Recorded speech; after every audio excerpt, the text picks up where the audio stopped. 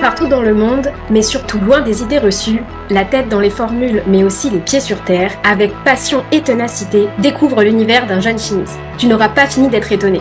Vie ma chimie est une série de podcasts co-animés par le réseau Jeunes de la Société chimique de France et la fédération Gay-Lussac qui regroupe 20 écoles de chimie et de génie chimique. Tu es étudiant ou étudiante en chimie? Découvre toutes les opportunités de poursuite d'études sur le site 20écolesdechimie.com et passe de la théorie à l'action en rejoignant le réseau Jeunes de la Société chimique de France. Développe ton leadership, élargis tes horizons et dynamise ta carrière grâce à des rencontres et des opportunités uniques. Bonjour, je suis Audrey Paulien, élève au département de chimie de l'ENS Paris-Saclay et secrétaire au bureau national du RJSCF. Dans cet épisode, je suis heureuse d'échanger avec Marie Kobilarski. Marie, merci de prendre le temps de répondre à nos questions. Pour commencer, est-ce que tu pourrais te présenter rapidement et nous parler de ton parcours académique?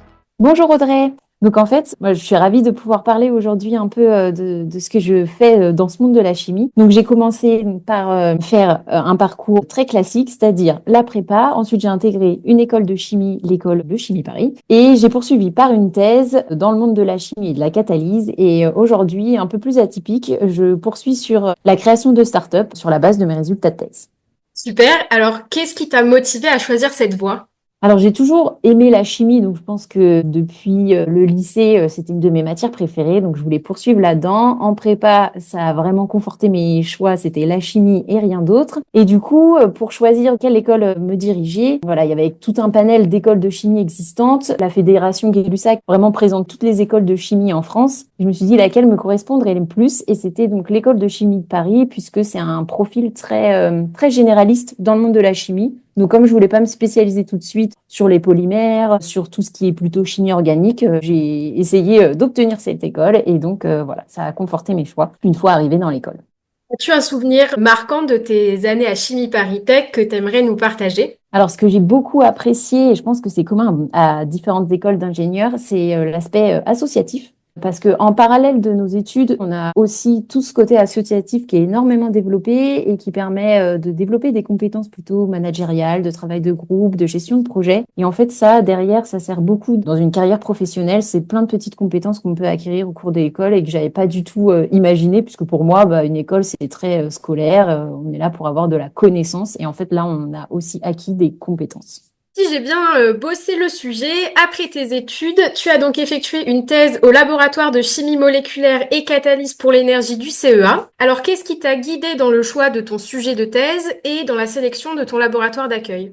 Bon, c'est bien Audrey, tu as bien potassé le sujet. Alors effectivement, donc j'ai intégré un laboratoire plutôt de catalyse au CEA et j'ai travaillé sur la dépolymérisation des plastiques. Donc un sujet vraiment lié à l'environnement et c'était un point important, c'était de trouver une thèse qui soit en lien avec les enjeux environnementaux actuels.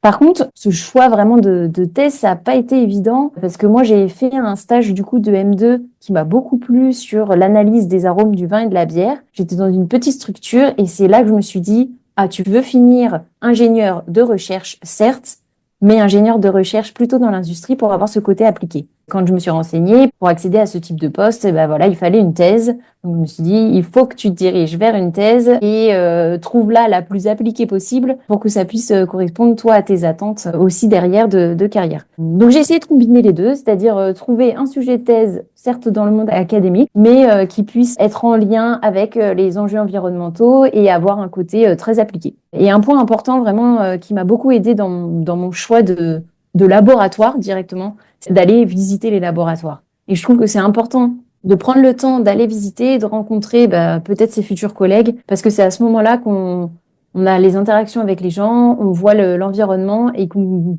se projette en fait en se disant je vais passer 3 ans là-bas et je pense que ça va être vraiment sympa ou non. Et c'est ce qui m'a vraiment aiguillée. J'avais fait plusieurs visites et le contact humain a vraiment permis de me décider à la fin. Aujourd'hui, tu es ingénieur de recherche et tu travailles sur un projet issu de ta thèse avec la perspective de créer une start-up. Alors, peux-tu nous en dire plus sur ce projet et ses ambitions? Donc c'est un projet qui a émergé effectivement plutôt à la fin de ma thèse. Comme beaucoup de doctorants en fin de thèse, je me posais la question qu'est-ce que tu veux faire plus tard? Et donc j'avais toujours cette ambition d'être ingénieur dans l'industrie. Néanmoins, en regardant un peu les postes, il n'y avait aucun poste qui vraiment tout de suite me plaisait. Surtout que je voulais continuer sur cette thématique des plastiques et du recyclage des plastiques.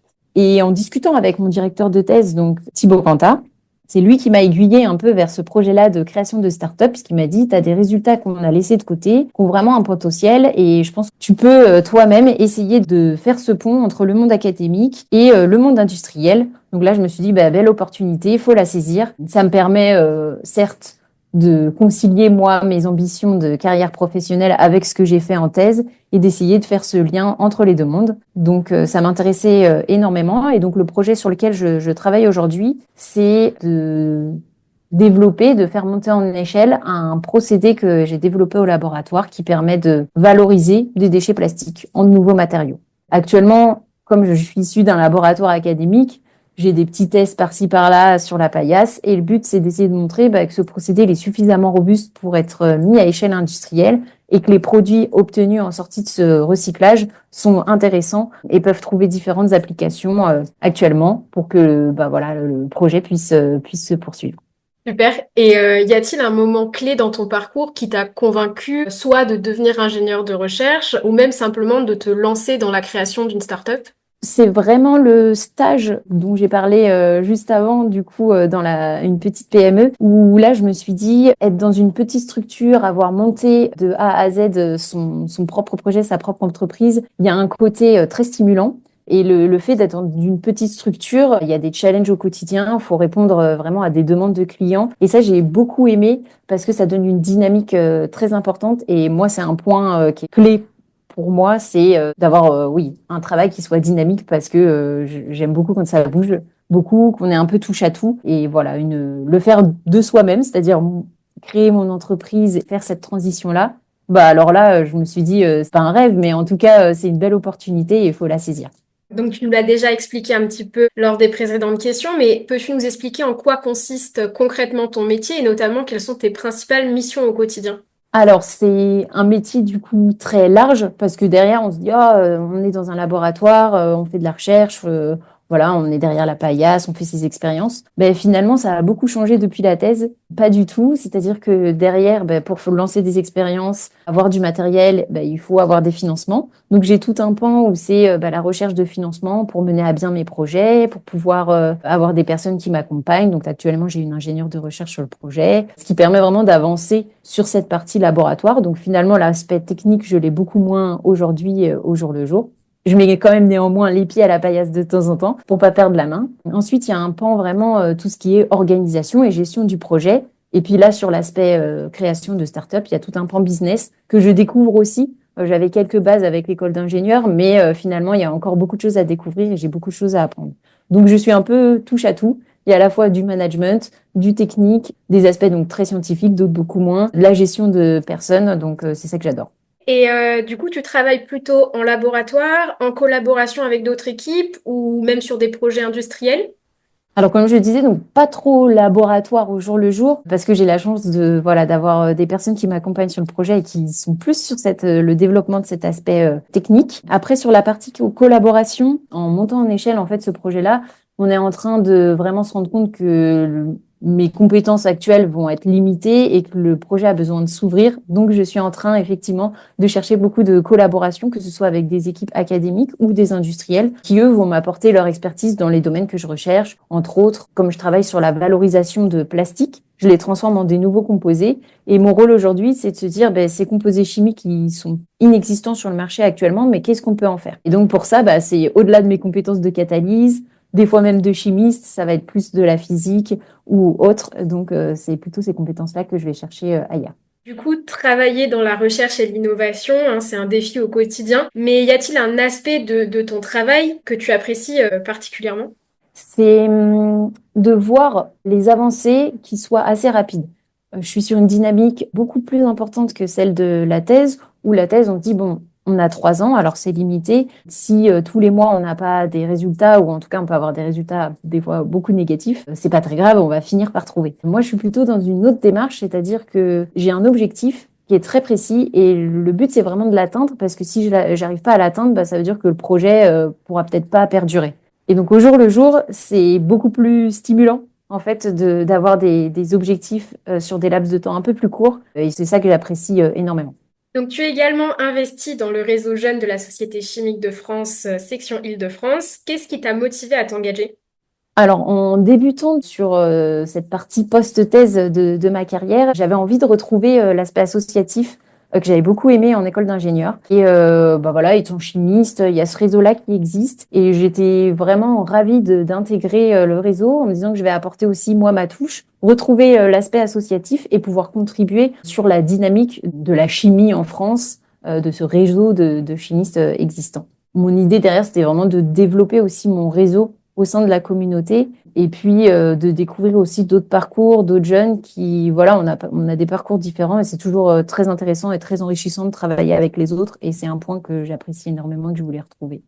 Et maintenant que tu as cette expérience, que t'a-t-elle apporté aussi bien sur le plan personnel que professionnel? Tu l'as déjà un peu évoqué, mais Donc là, j'ai renouvelé le mandat. Donc c'est que ça m'apporte beaucoup puisque je suis contente de renouveler pour une nouvelle année dans le bureau du réseau jeune. Sur le plan personnel, c'est de très belles rencontres avec des chimistes au parcours très différents qui font de la chimie très différente de la mienne aussi. Donc ça, c'est toujours intéressant, même scientifiquement parlant. Et sur le plan professionnel, je suis ravie en fait de participer au développement de ce réseau, de promouvoir la chimie auprès de plus jeunes. Et un point par exemple que j'apprécie beaucoup, c'est organiser des événements. Enfin, on en a fait un l'an dernier, organiser des événements auprès de jeunes, plus jeunes, donc des Master 1, des Master 2, pour promouvoir la chimie, leur montrer quels sont les parcours existants.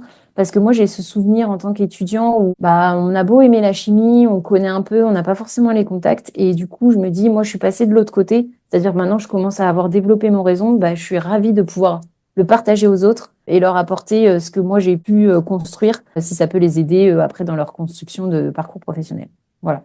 peut-être pour terminer, quel conseil donnerais-tu aux étudiantes ou étudiants qui hésitent à s'orienter vers la thèse ou l'entrepreneuriat?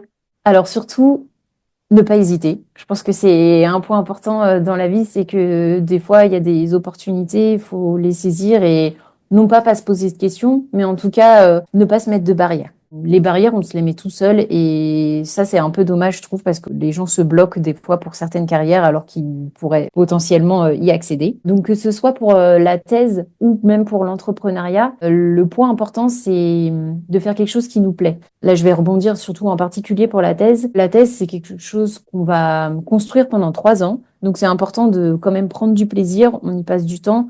C'est à la fois un travail parce qu'on a un statut de CDD, mais en même temps, on a encore ce statut étudiant qui est assez particulier. Et donc, faut se dire que c'est la dernière ligne droite de ses études.